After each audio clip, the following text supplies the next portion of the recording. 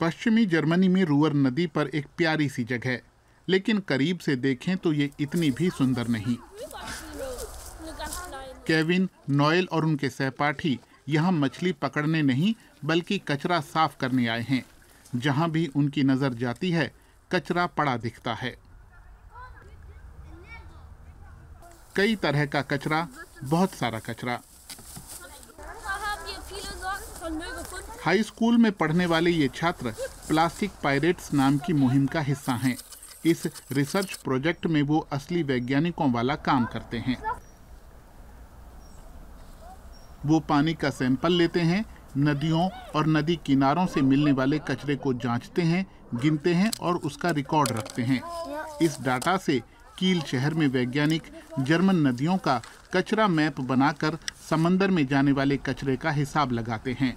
700 स्कूलों के 15,000 plastic pirates ने 2016 से पूरे जर्मनी में सैंपल जमा किए हैं। अब ये प्रोजेक्ट दूसरे यूरोपीय देशों में भी चल पड़ा है। 2 साल से स्कूल के पाठ्यक्रम में रिसाइकलिंग का विषय शामिल है। उभरते वैज्ञानिकों की हौसला अफजाई करते हुए टीचर भी खुश हैं। अपने लिए भी तो मैं यही चाहती हूँ।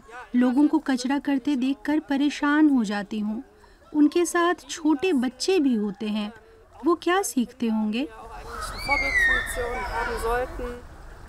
प्लास्टिक पायरेट्स की बदौलत ही पता चला कि जर्मनी में नदी तट के हर 2 वर्ग मीटर पर औसतन कचरे का एक टुकड़ा पड़ा मिलता है।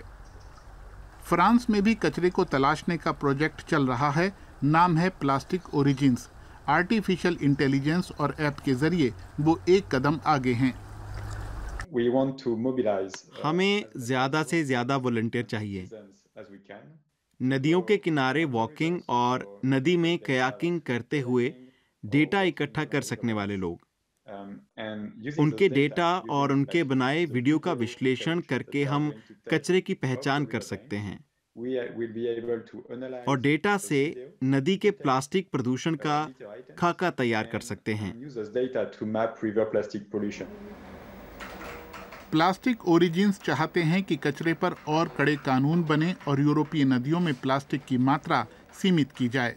उनके कचरा नक्शे में प्रदूषित इलाके खास तौर पर चिन्हित हैं, लेकिन उनका ऐप माइक्रो प्लास्टिक को ट्रैक नहीं कर सकता। अकेले जर्मनी में प्रति व्यक्ति प्रति वर्ष 4 किलो माइक्रो प्लास्टिक पर्यावरण में मिल जाता है। उसके मुख्य स्रोत हैं वाहनों के टायर, औद्योगिक कचरा और घरों का कूड़ा।